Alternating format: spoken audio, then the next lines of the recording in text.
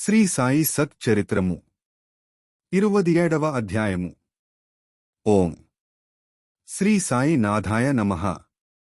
శ్రీ సాయి బాబా జీవిత చరిత్రము 27వ అధ్యాయము. భాగవతము విష్ణు సహస్రనామములనిచ్చి అనుగ్రహించుట. 1. దీక్షిత్ గారికి విఠల్ దర్శనము. 2. గీతారహస్యము. 3. ఖాపర్డే దంపతులు బాబా మతగ్రంథములను తాకి పవిత్రము చేసి వానిని తన భక్తులకు పారాయణము కొరకు ప్రసాదించుట మొదలగునవి ఈ అధ్యాయములో చెప్పుకొందుము. ప్రస్తావన: మానవుడు సముద్రములో మునుగగానే అన్ని తీర్థములలోనూ పుణ్యనదులలోనూ స్నానము చేసిన పుణ్యము లభించును. అటులనే మానవుడు సద్గురుని పాదారవిందములనాశ్రయింపగనే త్రిమూర్తులకు బ్రహ్మ విష్ణు మహేశ్వరులకు నమస్కరించిన ఫలముతో పాటు పరబ్రహ్మమునకు నమస్కరించిన ఫలితము కూడా లభించును. కోరికలను నెరవేర్చు కల్పతరువు జ్ఞానమునకు సముద్రము మనకు ఆత్మసాక్షాత్కారమును కలుగజేయనట్టి శ్రీ సాయి మహారాజునకు జయమగుగాక. ఓ సాయి, నీ కథలందు మాకు శ్రద్ధను కలుగజేయుము. చాతకపక్షి మేఘజలము త్రాగి ఎట్లు సంతసించునో అటులనే నీ కథలను చదువువారును వినువారును మిక్కిలి ప్రీతితో వానిని గ్రహింతురుగాక. నీ కథలు వినున్నప్పుడు వారికి వారి కుటుంబములకు సాత్విక భావములు కలుగునుగాక. వారి శరీరములు చెమరించగాక, వారి నేత్రములు కన్నీటిచే నిండుగాక, వారి ప్రాణములు స్థిరపడుగాక, వారి మనస్సులు ఏకాగ్రమగుగాక, వారికి గగుర్పాటు కలుగుగాక, వారు వెక్కుచు ఏడ్చి వణకెదరుగాక, వారిలోగల వైషమ్యములు తరతమ భేదములు నిష్క్రమించుగాక. ఇట్లు జరిగినచో గురువుగారి కటాక్షము వారిపైన ప్రసరించినదను కొనవలెను.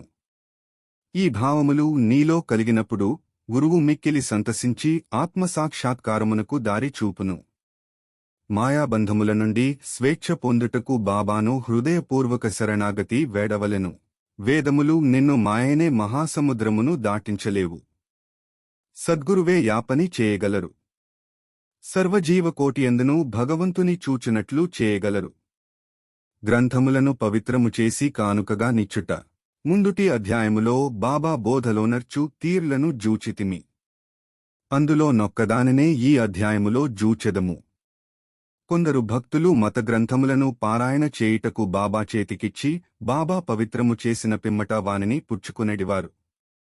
అట్టి గ్రంథములు పారాయణ చేయినప్పుడు బాబా తమతో నున్నట్టుల భావించేడివారు.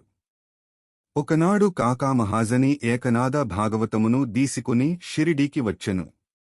శ్యామాయా పుస్తకమును చదువుటకై తీసుకుని మసీదుకు బోయెను. అచ్చట బాబా దానిని దీసుకుని చేతితో తాకి కొన్ని పుటలను త్రిప్పి శ్యామాకిచ్చి దానిని తన వద్ద నుంచుకొమనెను. అది కాకా పుస్తకమనియు నందుచే దానినాతనీకిచ్చివేయవలెననియు శ్యామా చెప్పెను. కాని బాబా దానిని నేను నీకిచ్చితిని. దానిని జాగ్రత్తగా నీవద్ద నుంచుము. అది నీకు పనికి వచ్చు ననిరి. ఈ ప్రకారముగా బాబా అనేక పుస్తకములు శ్యామా వద్ద నుంచెను. కొన్ని దినముల పిమ్మట కాకా మహాజని తిరిగి భాగవతమును తెచ్చి బాబాకిచ్చెను. బాబా దానిని తాకి ప్రసాదముగా మహాజనికే ఇచ్చి దానిని భద్రపరచుమనెను.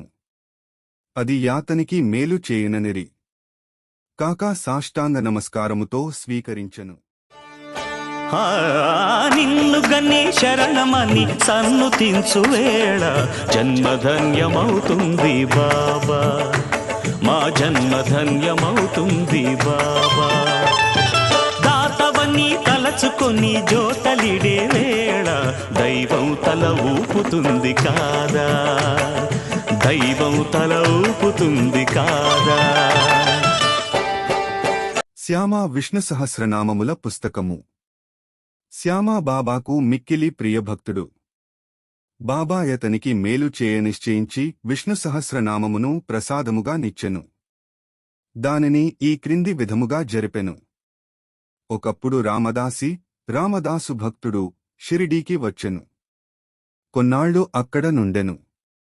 ప్రతిరోజు ఉదయమే లేచి ముఖము కడుగుకొని స్నానము చేసి పట్టుబట్టలు ధరించి విభూతి పూసుకుని విష్ణు సహస్రనామమును భగవద్గీతకు తరువాత ముఖ్యమైనది ఆధ్యాత్మ రామాయణమును శ్రద్ధతో పారాయణ చేయుచుండెను. అతడీ గ్రంథముల ననేకసార్లు పారాయణ చేసెను. కొన్ని దినముల పిమ్మట బాబా శ్యామాకు మేలు చేయ నిశ్చయించి విష్ణు సహస్రనామ పారాయణము చేయింపదలచెను. కావున రామదాసిని బిలచి తమకు కడుపు నొప్పిగా నున్నదనియు సోనాముఖి తీసుకొననిదే నొప్పి తగ్గదనియు కనుక బజారుకు పోయి యా మందును తీసుకుని రమ్మనియు కోరెను. పారాయణము ఆపి రామదాసి బజారుకు పోయెను.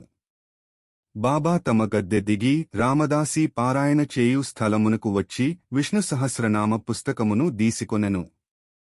తమ స్థలమునకు తిరిగి వచ్చి ఇట్లనెను: ఓ శ్యామ, ఈ గ్రంథము మిగుల విలువైనది, ఫలప్రదమైనది, కనుక నీకిది బహూకరించుచున్నాను. నీవు దీనిని చదువుము. ఒకప్పుడు నేను మిగుల బాధపడితిని, నా హృదయము కొట్టుకునెను. నా జీవితం అపాయములో నుండెను. అట్టి సందిగ్ధ స్థితియందు నేను ఈ పుస్తకమును నా హృదయమునకు హత్తుకొంటిని. శ్యామ, అది నాకు గొప్ప మేలు చేసెను. అల్లాయే స్వయముగా వచ్చి బాగుచేసెనని అనుకొంటిని. అందుచే దీనిని నీకిచ్చుచున్నాను. దీనిని కొంచెమూ ఓపికగా చదువుము. రోజునకొక నామము చదివినను మేలు కలుగజేయును. శ్యామ తన పుస్తక మక్కరలేదనెను. ఆ పుస్తకము రామదాసిది. అతడు పిచ్చివాడు, మొండివాడు, కోపిష్టి కావున వానితో కయ్యము వచ్చుననెను.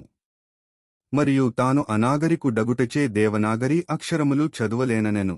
తనకు రామదాసితో బాబా కయ్యము కలుగజేయుచున్నాడని శ్యామ ఎనుకుననేగాని బాబా తనకు మేలు కలుగజేయనున్నాడని ఎనుకొనలేదు. బాబాయా సహస్రనామమనే మాలను శ్యామ మెడలో వేయ నిశ్చయించెను. అతడు అనాగరికుడైనప్పటికీ బాబాకు ముఖ్యభక్తుడు. బాబా ఈ ప్రకారమతనిని ప్రపంచ బాధల నుండి తప్పించగోరెను. భగవన్నామ ఫలితమందరికీ విశదమే. సకల పాపముల నుండి, దురాలోచనల నుండి, చావు పుట్టుకల నుండి అది మనలను తప్పించును. దీనికంటే సులభమైన సాధన మింకొకటి లేదు. అది మనస్సును పావనము చేయుటలో మిక్కిలి సమర్థమైనది. దానికెట్టి తంతు కూడా అవసరము లేదు. దానికి నియమము లేమియూ లేవు. అది మిగుల సులభమైనది, ఫలప్రదమైనది. శ్యామాకు ఇష్టము లేనప్పటికీ వానిచేదాని నభ్యసింపచేయవలెనని బాబాకు దయకలిగెను. కనుక దానిని బాబా వానిపై బలవంతముగా రుద్దెను. ఆ ప్రకారముగనే చాలా కాలము క్రిందట ఏకనాథ మహారాజు బలవంతముగా విష్ణు సహస్రనామమునొక బీద బ్రాహ్మణునిచే పారాయణ చేయించి వానిని రక్షించెను. విష్ణు సహస్రనామ పారాయణము చిత్తశుద్ధికొక విశాలమైన చక్కటి మార్గము. కాన దానిని బాబా శ్యామాకు బలవంతముగా ఇచ్చెను. రామదాసి త్వరలో సోనాముఖి తెచ్చెను. అన్నా చించనీకర్ ఎక్కడనే యుండెను. నారదునివలే నటించి జరిగినదంతయు వానికి చెప్పెను. రామదాసి వెంటనే కోపముతో మండిపడెను. కోపముతో శ్యామాపైబడి శ్యామాయే కడుపునొప్పి సాకుతో బాబా తనను బజారుకు పంపునట్లు చేసి ఈ లోపల పుస్తకమును తీసుకునెనని ఎనెను. శ్యామాను తిట్టనారంభించెను. పుస్తకము ఈయనిచో తల పగులగొట్టుకొందుననెను. శ్యామా నెమ్మదిగా జవాబిచ్చెను. కాని ప్రయోజనము లేకుండెను. అప్పుడు దయతో బాబా రామదాసితో నిట్లు పలికెను. ఓ రామదాసి, ఏమి సమాచారము? ఎందులకు చీకాకుపడుచున్నావు? శ్యామా మనవాడు కాడా? అనవసరముగా వాని నేల తిట్టెదవు? ఎందుకు జగడ మాడుచున్నావు? నెమ్మదిగా ప్రేమతో మాటలాడలేవా? ఈ పవిత్రమైన గ్రంథములను నిత్యము పారాయణ చేయుచుంటివిగాని ఇంకను నీ మనస్సు నపవిత్రముగాను అస్వాధీనముగాను ఉన్నట్లున్నది. నీ వెట్టి రామదాసివయ్యా, సమస్త విషయములందు నీవు నిర్మముడవుగా నుండవలెను. నీ పుస్తకమును అంతగా నభిలషించుట వింతగానున్నది. నిజమైన రామదాసికి మమత కాక సమతయుండవలెను. ఒక పుస్తకము కొరకు శ్యామాతో పోరాడుచున్నావా? వెళ్ళు, నీ స్థలములో కూర్చొనుము. ధనమిచ్చిన పుస్తకము లనేకములు వచ్చును, కాని మనుష్యులు రారు. బాగా ఆలోచించుము, తెలివిగా ప్రవర్తింపుము. నీ పుస్తకము విలువ ఎంత? శ్యామాకు దానితో నెట్టి సంబంధము లేదు. నేనే దానిని తీసుకుని వానికిచ్చితిని. నీకది కంఠపాఠముగా వచ్చును కదా. కావున శ్యామా దానిని చదివి మేలు పొందుననుకొంటిని. అందుచే దాని నతనికిచ్చితిని. బాబా పలుకులెంత మధురముగా, మెత్తగా, కోమలముగా, అమృత తుల్యముగా నున్నవి. వాని ప్రభావము విచిత్రమైనది. రామదాసి శాంతించెను. దానికి బదులు పంచరత్నగీత యను గ్రంథమును శ్యామా వద్ద తీసుకొనెదననెను. శ్యామా మిక్కిలి సంతసించెను. ఒక్కటేలా 10 పుస్తకముల నిచ్చెదా ననెను. ఈ విధముగా బాబా వారి తగవును తీర్చెను. ఇందు ఆలోచించవలసిన విషయమే మన రామదాసి పంచరత్నగీత నేలకోరెను. అతడు లోనున్న భగవంతుని తెలిసికొనుట కెన్నడూ యత్నించియుండలేదు. ప్రతినిత్యము మతగ్రంథములను మసీదులో బాబా ముందర పారాయణ చేయువాడు శ్యామాతో బాబా ఎదుట ఏల జగడమాడెను. మనము ఎవరిని నిందించవలెనో, ఎవరిని తప్పు పట్టవలెనో పోల్చుకొనలేము. ఈ కథ నీ విధముగా నడిపించకపోయినచో ఈ విషయము యొక్క ప్రాముఖ్యము, భగవన్నామ స్మరణ ఫలితము, విష్ణు సహస్రనామ పారాయణ మొదలగునవి శ్యామాకు తెలిసియుండవు. బాబా బోధించు మార్గము, ప్రాముఖ్యము కలుగజేయు విషయములు సాటిలేనివి. ఈ గ్రంథమును క్రమముగా శ్యామా చదివి దానిలో గొప్ప ప్రావీణ్యము సంపాదించెను. శ్రీమాన్ బుట్టి అల్లుడగు జి నార్కేకు బోధించగలిగెను. ఈ నార్కే పూనా ఇంజనీరింగు కాలేజీ ప్రిన్సిపాలుగా నుండెను. రాముడైన రహీమైన నానకైన క్రీస్తైన పరమాత్ముని ప్రతినిధులన్నావు. మతం పేర కులం పేర మత్సరాలు తగదంటూ మానవతకు జ్యోతులెత్తినావు. రాముడైన రహీమైన నానకైన క్రీస్తైన పరమాత్ముని ప్రతినిధులన్నావు. మతం పేర కులం పేర మత్సరాలు తగదంటూ మానవతకు జ్యోతులెత్తినావు. గీతా రహస్యము. బ్రహ్మవిద్య నధ్యయనము చేయువారిని బాబా ఎల్లప్పుడూ ప్రేమించువారు, ప్రోత్సహించువారు. ఇచ్చట దానికొక ఉదాహరణమిచ్చెదము. ఒకనాడు బాపుసాహెబు జోగ్కు ఒక పార్సెలు వచ్చెను. అందులో తిలక్ వ్రాసిన గీతారహస్యం ఉండెను. అతడా పార్సెలును తన చంకలో పెట్టుకుని మసీదుకు వచ్చెను. బాబాకు సాష్టాంగ నమస్కారము చేయనప్పుడది క్రిందపడెను. అదేమని బాబా అడిగెను. అక్కడనే దానిని విప్పి బాబా చేతిలో ఆ పుస్తకమునుంచెను. బాబా కొన్ని నిమిషములు పుస్తకములోని పేజీలను ద్రిప్పి తన జేబులో నుండి ₹1 తీసి పుస్తకముపై బెట్టి దక్షిణతో గూఢ పుస్తకమును జోగున కందించుచూ, దీనిని పూర్తిగా చదువుము, నీకు మేలు కలుగును అనెను. ఖాపర్డే దంపతులు. ఖాపర్డే వృత్తాంతముతో నీ అధ్యాయమును ముగించెదము. ఒకప్పుడు ఖాపర్డే తన భార్యతో షిరిడీకి వచ్చి కొన్ని నెలలుండెను. దాదా సాహెబు ఖాపర్డే సామాన్యుడు కాడు. అమరావతిలో మిక్కిలి ప్రసిద్ధికెక్కిన ప్లీడరు, మిక్కిలి ధనవంతుడు, ఢిల్లీ కౌన్సిలులో సభ్యుడు, మిక్కిలి తెలివైనవాడు, గొప్ప వక్త.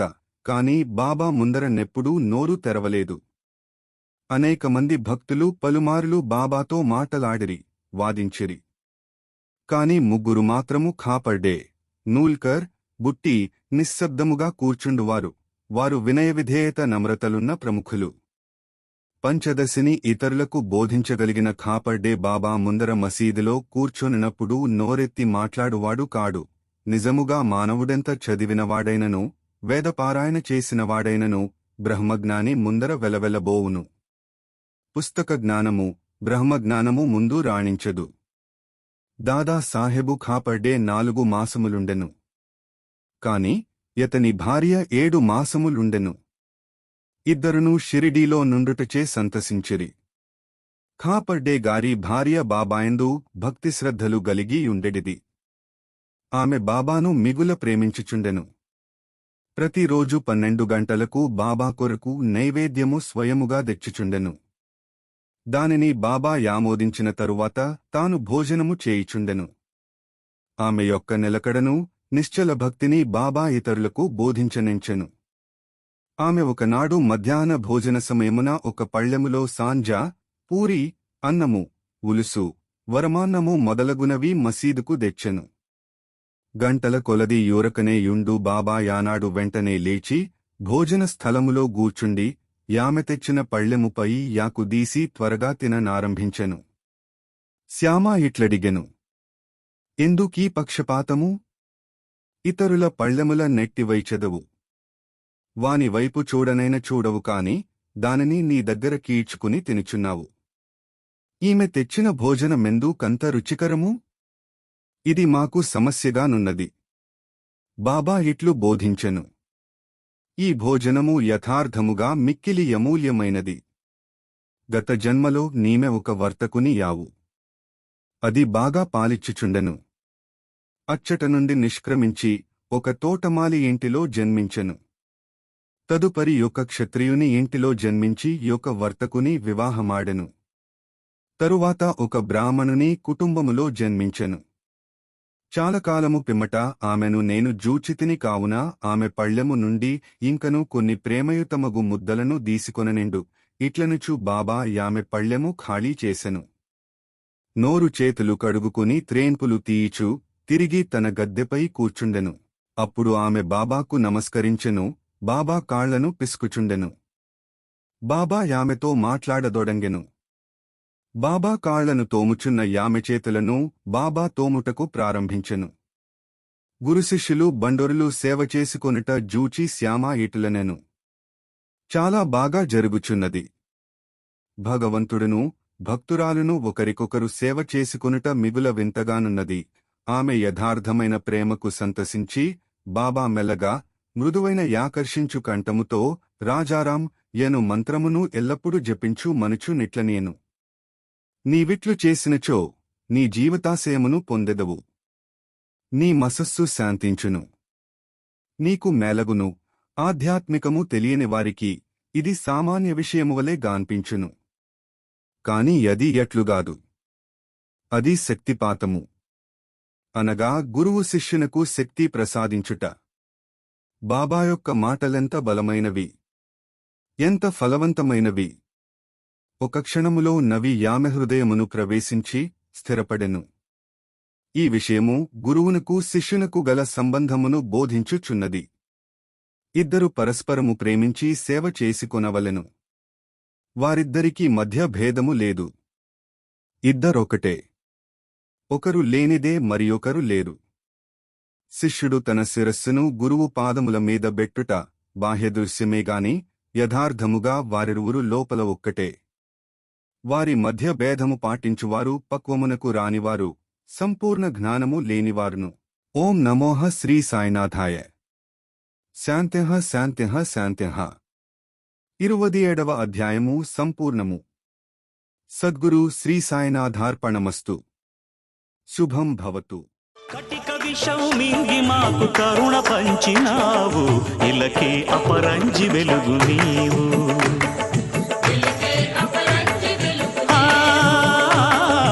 ఇలకే అపరంజి వెలుగు నీవు.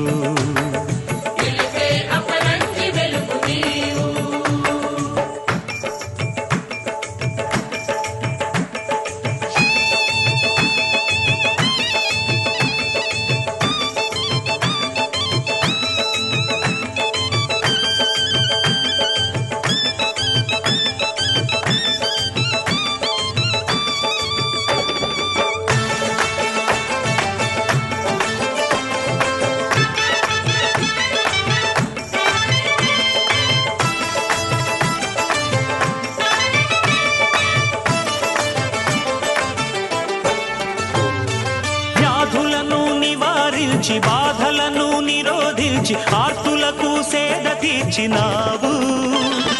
శరణాగతులందరికీ సద్గతులను కలిగించి సమతామూర్తివై నిలిచినావు.